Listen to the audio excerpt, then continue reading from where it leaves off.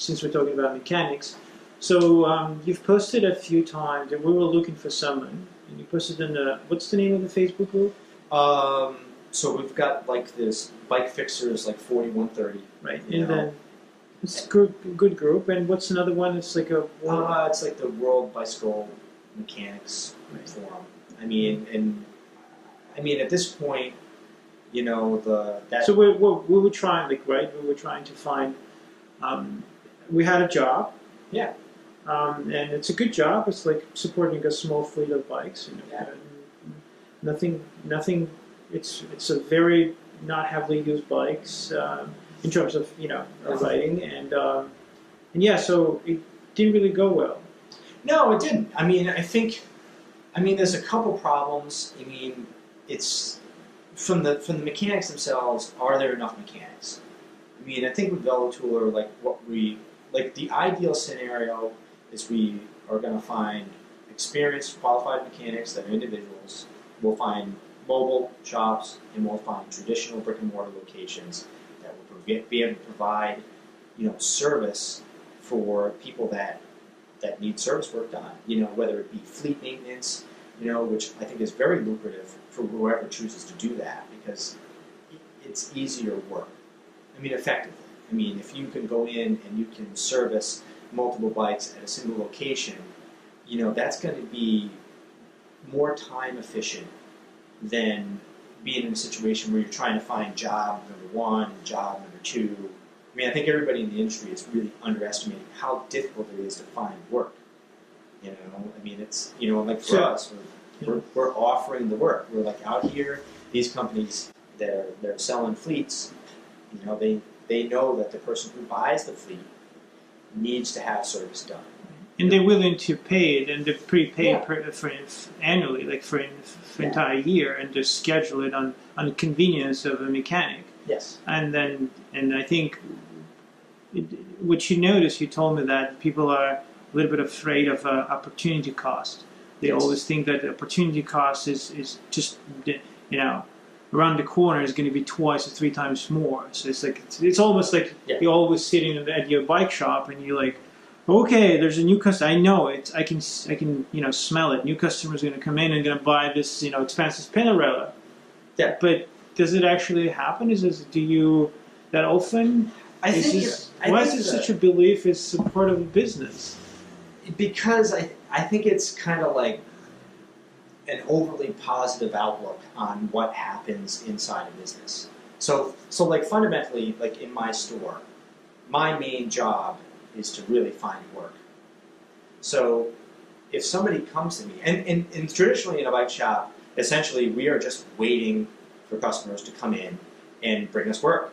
Like we're not actively going out and getting it. I mean, so in other words, we may have some advertising that we've done, whether it be, some kind of media, print, online, television, whatever it happens to be, and then we do word of mouth advertising, like hopefully we do good work, and then those people will tell other people that, oh, I got my bike worked on at Brubble Bikes, and they did a good job, you should bring your bike there too. That's the traditional how a bike shop would get service work. But the fact is that it's very passive. I mean, there's not a really active way to do that. And I think if a business looked at it a little differently, which is, okay, here's another platform that essentially work would come up and I could just choose to do it. Like I could choose to have my mechanics do that work. I mean, the opportunity cost is if a shop charges X amount of dollars, and then potentially if the pricing is different, they really worry about that difference in price. But I think they're not looking at what they should be looking at, which is the difference between getting work and not getting work. The difference between zero and whatever the dollar amount is. I mean, and fundamentally what all the mechanics are struggling with is they want to offer their own prices, which does not work for a customer. A customer needs to be able to go into a platform to hire somebody and know what they're going to be paid, or what they're going to pay, what they're hiring for, like what's the job, what does that job entail in terms of like the specifics, and then how much they're going to pay for that job, and then ideally a way to schedule that job. You know, I mean, and traditionally, if you go on, you know, the customer would have to go into the shop and, you know, how much is a tune-up, you know, or whatever, or they would have to call around, you know, or maybe they'll search on the internet and they would figure it out. I mean, the mechanics that are on the platform just have to realize, like, there's a lot of work that's being done so that the customer can come in and the purchase is done. Like, they've already, like, the way it works on the platform is the customer has already paid for the job. So now we just need a mechanic to accept it. This is guaranteed work. And I mean, so yeah, okay, maybe there's a price difference or maybe not between what you would charge in the shop, but the work itself is guaranteed. Like, it's going to happen, you know, and I think that's really what, you know, the issue is when somebody's looking at, you know, that potential loss, and I'm like, I go for the guaranteed sale.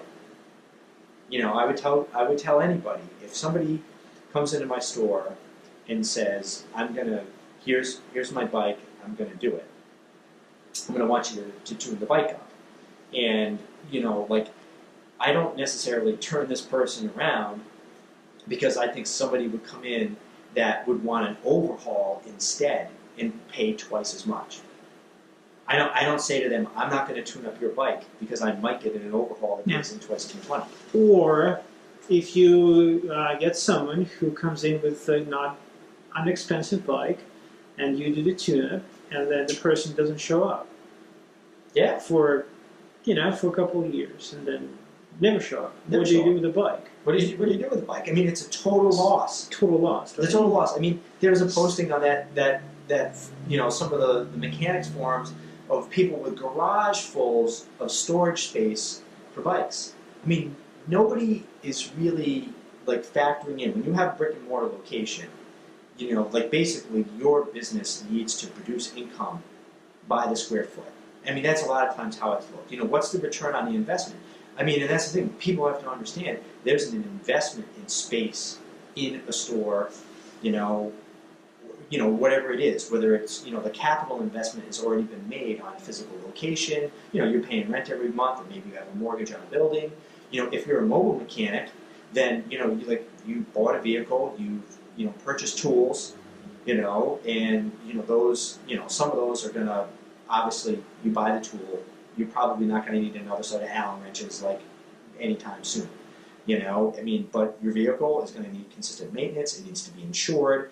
You know, I mean, it's going to use fuel, you know, I mean, it's not free, you know, like, there's an ongoing cost to that. So, you know, when anybody does service and then doesn't get paid, like, they're storing a bike in space that they are paying for the whole time. They're always paying.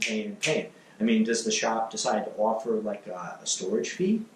And how much of a storage fee are you going to be able to charge a customer who's got a bike that's, say, you know, that's valued at less than $200, that's had a tune-up that's been, let's just say, you know, it's $80, and, you know, he's now stored it, you know, in your business for weeks or months at a time, or longer, you know? I mean, it depends on the shop. I mean, you know, like, you're not going to collect that money back.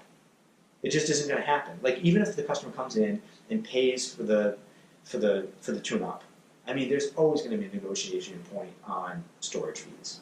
Right. You know, and do you want to, you know? So basically, people think that the gap opportunity cost is high. You know, it's basically it's there, but sometimes it's just not really worth it. I mean, I think guaranteed job is I think it's a way to go. I mean, if you know, I think the thing is everybody has to. You know, that does service work has to get better at looking at what all the costs are involved with actually doing work. And it's really simple to say, I charge X amount of dollars, and potentially whatever platform I use to get this customer is charging a different figure. Let's just say it's less, because that's where opportunity cost really comes in. I'm like, okay, but the work that, you know, is done on the platform is paid for. It's prepaid. You just have to do it. You know, whereas any work that comes in, you know, like into a traditional, you know, like bike shop location is not prepaid. Right. And But also, right, there's also what we do. Which is great, because if the customer doesn't show up or cancel the job in less than 24 hours, we charge them 50%. yeah, I mean, because basically what's happening is we're saying, you've committed to have work done by our mechanic, who then takes their schedule, and this is the real opportunity cost. Right. And we're saying that that's worth 50%. So if a customer comes in and basically hires a mechanic, the mechanic then clears their schedule and says no to somebody else. And we're saying by doing that and This then is canceling. So we do identify opportunity costs, and we value to And we basically have value even that. the price for that, 50%. 50%. Right. And obviously we want customers to have the service work done. But we also recognize that if a customer requests work being done, that there really is that is a real opportunity cost for the mechanic and whoever's providing the service. And they should be compensated for the fact that they did give up other options for work.